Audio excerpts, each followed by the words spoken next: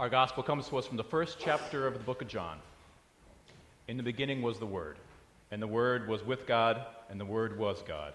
He was in the beginning with God. All things came into being through him, and without him not one thing came into being. What has come into being in him was life, and the life was the light of all people. The light shines in the darkness, and the darkness did not overtake it. There was a man sent from God whose name was John. He came as a witness to testify to the light, so that all might believe through him. He himself was not the light, but he came to testify to the light. The true light, which enlightens everyone, was coming into the world. He was in the world, and the world came into being through him, yet the world did not know him. He came to what was his own, and his own people did not accept him. But to all who received him, who believed in his name, he gave power to become children of God, who were born not of blood or of the will of the flesh or the will of man, but of God. And the Word became flesh and lived among us. And we have seen his glory, the glory as of a Father's only Son, full of grace and truth. John testified to him and cried out, This was he of whom I said, He who comes after me ranks ahead of me, because he was before me. From his fullness we have all received grace upon grace. The law was indeed given through Moses. Grace and truth came through Jesus Christ. No one has ever seen God. It's the only Son, himself God, who is close to the Father's heart, who has made him known. This is the word of the Lord. You may be seated.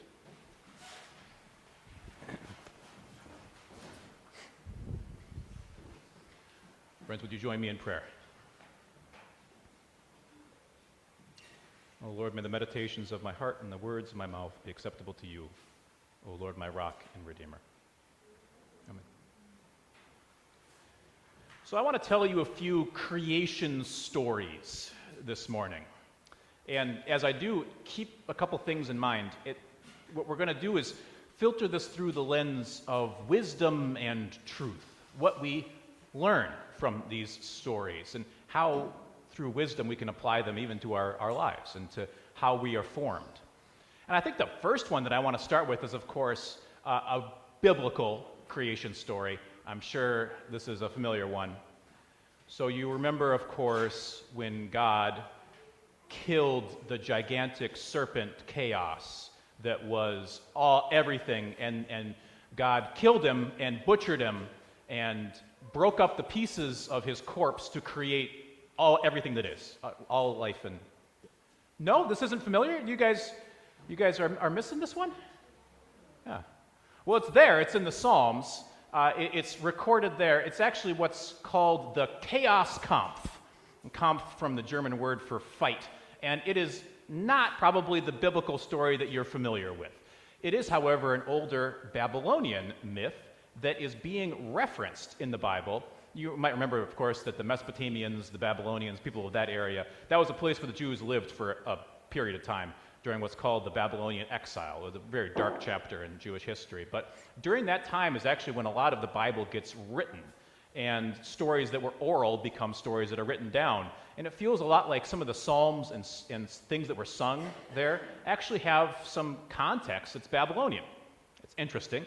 But this is an interesting story. It's maybe one of the oldest stories we know, and German anthropologists who discovered it and found that it was being told in that area, again, called it the Chaoskampf, because the fight, the Kampf, against chaos is what this represents.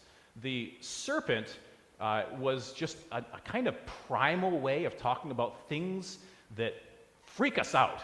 Snakes are freaky, right? We don't like them at all. That's why they show in our other creation story this kind of weird, snake-like, devilish creature represents the primordial ick of human beings.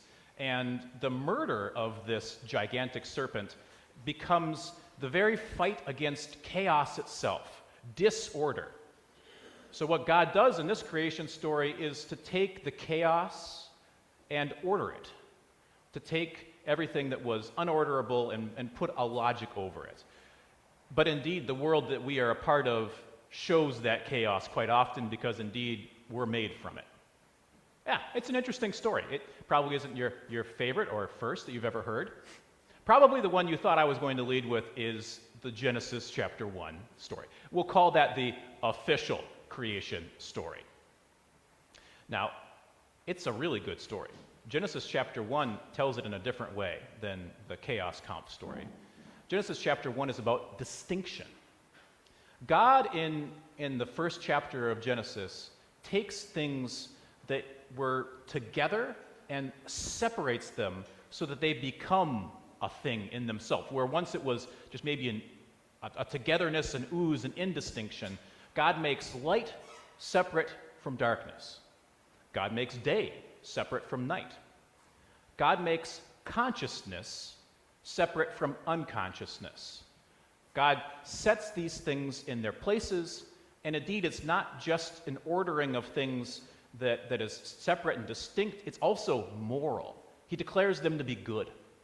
So the very essence of what God does and God's being is moral. It's about ethics. It's about right and wrong from the very beginning. And in so doing this separation, this distinction, God carves out a place for us. Like within the story of Genesis chapter 1, we're given the dignity to actually be people within story. We're given intention. We are designed for creation, and creation is designed for us. We're supposed to be here. And there's a purpose, even from the very first chapters of Genesis, and a plan, and a direction, and a story. This is going to unfold in a certain way. And I think people sometimes finish Genesis chapter 1 and think that that's the end of it, but it actually continues into chapter 2 with the story of what human beings are supposed to do. And they say, increase and multiply, subdue the earth, all those things, but really what they're asked to do is to form the first kind of community. So the creation event continues by forming bonds with other human beings, with us being together. The first community was family. The first community was a family of people and their children, and probably from the very beginning we can see how fraught that kind of community is. Indeed, family might be the most difficult kind of community that we can form. I mean, literally one of the brothers murdered the other one. That didn't go well. But yeah, Ethan's smiling back there, and I know you've thought about it before. But yeah, so if we were to take that story and think to ourselves, what do we learn from this? It's quite a lot, actually, right? If we approach it with the wisdom, if we look for the truths in it, we see that there's deep truth to that narrative and to that story. The wisdom of how we are supposed to live that I glean from that story is that we are supposed to recreate family. We're supposed to remember that we really are truly one human family with an ancestor that links us all together, with ties that bring us together in this creation that we ought to care for, that we are told we're supposed to care for. It's a powerful story in that way. So I've been using this term wisdom, and you probably heard it in our lessons as being referred to as a she. So wisdom in Hebrew has a female signifier by it, and it's thought of not only as an aspect of God, but maybe even a form of God and God's self. Clearly what the readings are asking us to do today is to equate wisdom with the Word. And that's a separate term that's not Hebrew. It's a term that's Greek. It's logos is the term for that. But it means something awfully similar. This entire genre of literature in the Bible that's called wisdom literature, the Song of Solomon's part of this, these intertestamental apocryphal books like Wisdom and Sirach are part of this tradition. It lifts up the fact that one of the things that God creates from the very beginning is sensibility. God creates the world in a way that can be understood, that can be apprehended. Think to yourself of what a world that wasn't like that would be like, right? Truly, we'd be back at that first creation story. Chaos! It would be insane if this world wasn't replicable, if it wasn't understandable, if we weren't able to actually be understanding within it. But indeed, we can, and we do. And that's part of the gift of a created universe that looks like this, that has room for us and intention. So I do want to acknowledge, however, it is not our understanding is very, very, very imperfect. While we are given these handholds, while we are given ways of having wisdom and understanding the wisdom of God, most of the time it feels like we're really going by faith. We're really going by not knowing what the next thing is, but just hoping that we're going to be able to live into it, into the not knowing. That's kind of the standard way for human beings. What we hear in the first chapter of John, in this creation story, is somewhat different.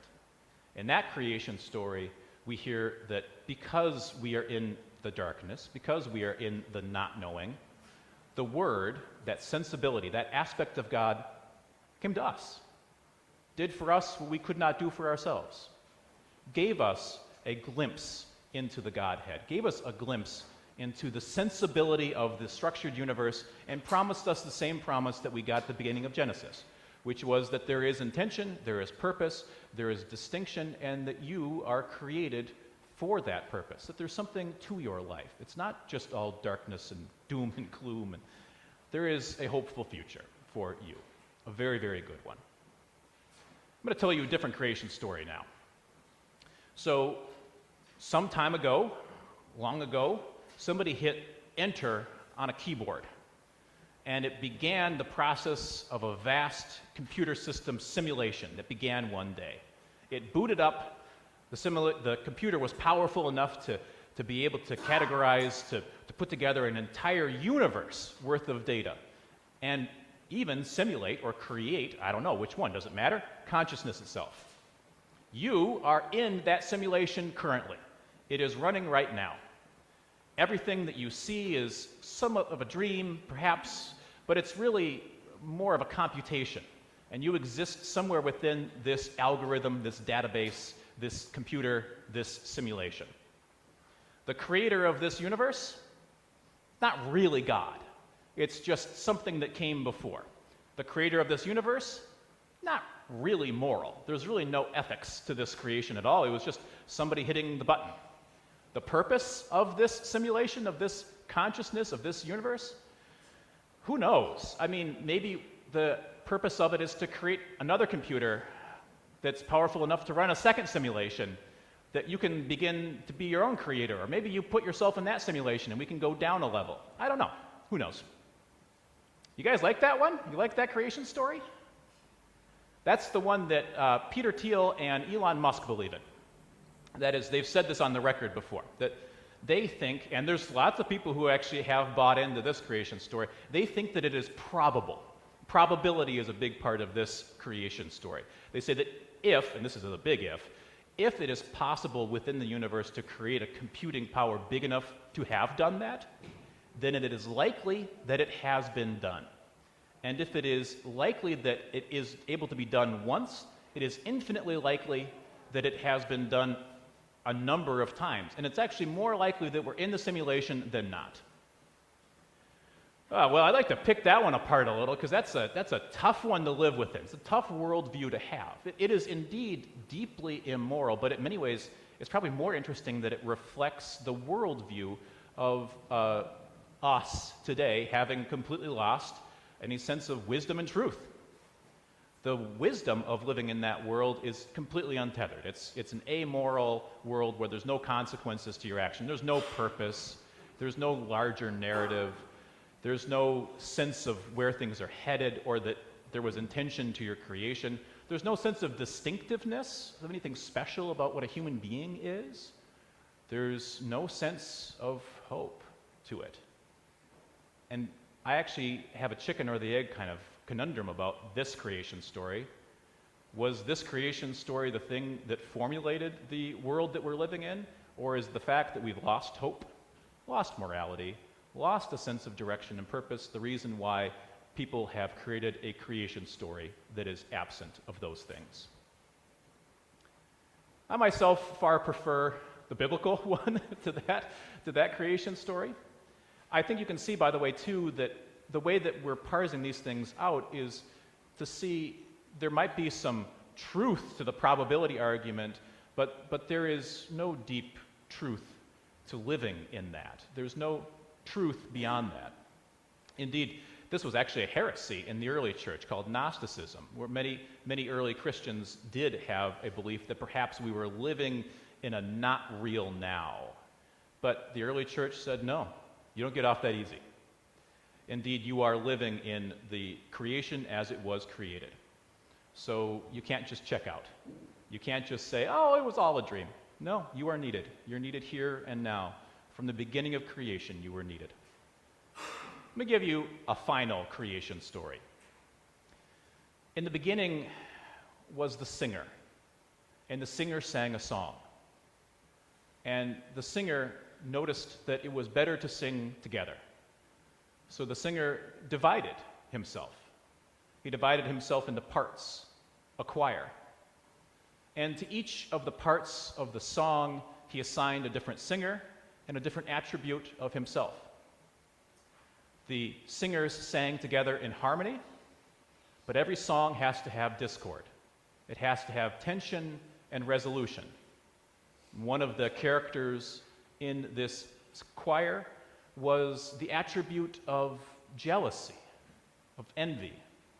And it was a part of the singer who was a good singer. He was, from the very beginning, all good.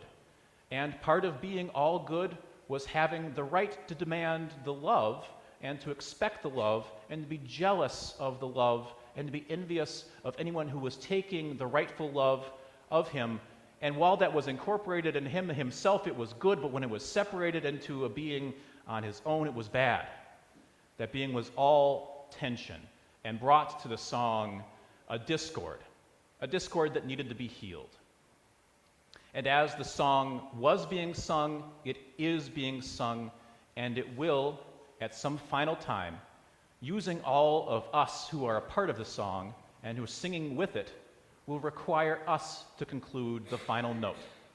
At which point in time, even the tension that was in the song, even the discord, will find its full resolution, and the entire piece will be beautiful. This creation story was the one that J.R.R. Tolkien came up with. It was the story behind The Lord of the Rings and all the books that are a part of it.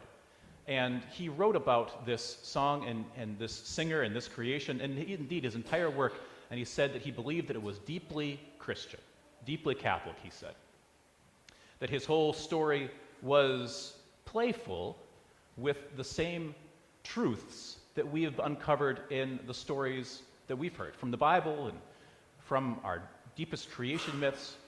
We can continue the way that he has done in what I consider to be one of the most beautiful creation stories that I have ever heard or told before. One of the ones that makes sense for me of why there is darkness in the world, of why there is hate, and how it will all come together in the end for good, how it was intended that way from the beginning. I think that story is so truthful, so beautiful and truthful. And while it might not be the story that's given the stamp of the canon of the Bible, or maybe even considered to be truth in the fundamentalist way, I think it's true in a way that I can live into, that gives me a way of appreciating it with wisdom. And I don't know which of these creation stories for you gives you the power to go forward in this world. I hope that one of them does, and I really hope it's not the simulation one, because that would be weird to me. But I hope that the sense that you can gather from these stories in reading them and applying the wisdom of God to them gives you some measure of belonging. Because in all of the stories, underlying all of them, this sense of family, this sense of purpose and distinction, is a sense of belonging to God as children of God, as part of that family. Friends, grace and peace to you on this final day of Christmas, where a child is born among us, the Word is made flesh, and we are given a place in the family. Thanks be to God. Amen.